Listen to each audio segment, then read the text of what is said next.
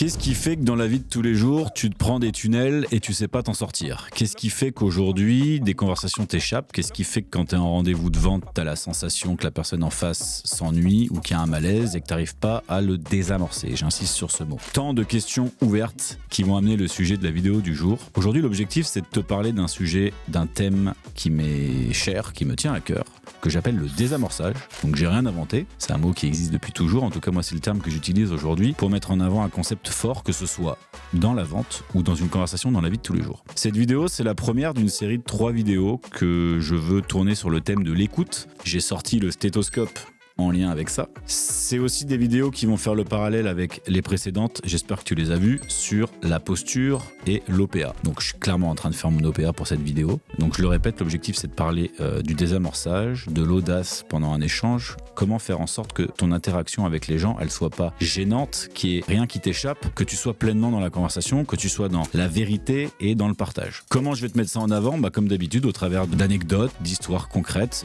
d'exemples précis, et avec à la fin on terminera aussi une petite recommandation d'atelier, d'exercice à réaliser dans ton quotidien. Si tu sens que le thème de cette vidéo te parle pas ou que ça te concerne pas, je t'oblige en rien, ne la regarde pas. Ce serait vraiment dommage parce que je te garantis que ça va t'être utile ou que ça va t'apprendre peut-être des choses. C'est parti, on se lance. Je te resitue un petit peu de contexte. T'es en train d'avoir une conversation, que ce soit avec un pote, ton conjoint, avec un client, un employé, et tu sens que quelque chose cloche. L'atmosphère change, soit soudainement, soit petit à petit. Tu vois cette espèce de 6e sens arachnéen qui fonctionne un peu comme un radar de malaise, un peu comme Spider-Man qui sent qu'à partir du moment où il y a un doute, il n'y a plus de doute. Dans un échange, dès qu'il y a un malaise ou un sentiment parasite, ça devient une bombe à retardement. Si tu veux que l'échange soit fertile, que cette conversation te permette d'avancer, chacun doit exister. Je suis convaincu que tout le monde y gagne quand chacun est à l'aise pour s'exprimer. Et pour pouvoir s'impliquer dans l'échange, c'est quand même mieux d'exister dans des conditions agréables. Donc le moindre doute, la moindre bombe à retardement, il faut la désamorcer. Je te donne un exemple précis, moi je trouve ça beaucoup plus parlant avec un exemple du quotidien. Je fais souvent le parallèle entre la séduction et la vente. J'aime bien utiliser la métaphore des applications de rencontres. Je vais me mouiller et te partager en toute transparence des choses de moi aussi de ma vie. J'ai un jour échangé avec une fille sur une application de rencontre. Les premières interactions à l'écrit, elles se passaient extrêmement bien.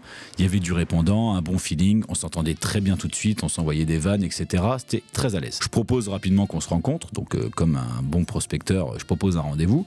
Elle accepte, on se rencontre et dès les premières interactions, dès les premiers échanges, je sens qu'il y a un truc bizarre, il y a un truc qui cloche. Elle est pas là, elle m'écoute pas, je me sens pas à l'aise. J'arrive pas à recréer cette espèce de vibe qu'il y avait dans nos interactions écrites. Qu'est-ce que je fais? Tout naturellement, je désamorce en disant la vérité. Je ne sais pas ce que t'en penses, je sens qu'il y a un malaise, je ressens pas l'énergie qu'il y avait dans nos interactions écrites. Qu'est-ce que t'en dis? Qu'est-ce que t'en penses? Est-ce que c'est moi qui hallucine? Comment tu le sens? Et là, effectivement, elle me dit qu'elle est sortie la veille, qu'elle est en pleine gueule de bois, qu'elle est fatiguée et qu'elle a accepté la rencontre parce qu'elle en avait très envie aussi et qu'elle voulait pas décaler. S'en est suivi, après cette interaction pleine d'honnêteté et de transparence, un changement d'ambiance totale. On était tous les deux beaucoup plus à l'aise et on a commencé à retrouver les interactions spontanées qu'on avait à l'écrit. Donc pourquoi je te donne cet exemple? Parce que le désamorçage, il a permis de créer totalement un changement d'ambiance et de climat qui nous a permis de nous sentir tous les deux beaucoup plus à l'aise. Tu commences à comprendre maintenant pourquoi j'appelle ça un désamorçage. Non seulement tu stoppes le tic-tac de la bombe à retardement, mais surtout tu permets à la conversation de reprendre sur des bases beaucoup plus saines. Tu ouvres la porte à ce que personne n'osait dire, ça remet tout le monde sur un pied d'égalité et d'un coup on entre dans une conversation où tout le monde a la place de dire ce qu'il pense. On va parler juste après de la compétence principale que nécessite le désamorçage et tu verras que c'est pas une compétence qui est forcément évidente à développer. Mais d'abord, j'aimerais éclaircir différentes catégories de désamorçage. Pour moi, il y en a 3. C'est extrêmement simple. Rappelle-toi, less is more. La première situation, c'est tu sens qu'il y a un malaise chez l'autre. Tu sens qu'elle écoute plus, qu'elle a un peu décroché et qu'il y a quelque chose qui va pas. Un peu comme ce que je ressentais moi avec cette jeune fille quand on s'est rencontrés. Deuxième situation, c'est toi qui te sens mal à l'aise. Tu sens que t'es pas bien, qu'il y a quelque chose qui te gêne, que t'arrives pas à parler ou à t'exprimer comme t'as l'habitude de le faire. C'est aussi le cas de ce qui m'est arrivé ce jour-là avec cette demoiselle. Troisième situation, c'est les informations échangées qui sont pas claires. Tu sens que le contenu est flou et que vous comprenez pas. Soit c'est toi, soit c'est l'autre, soit c'est les infos.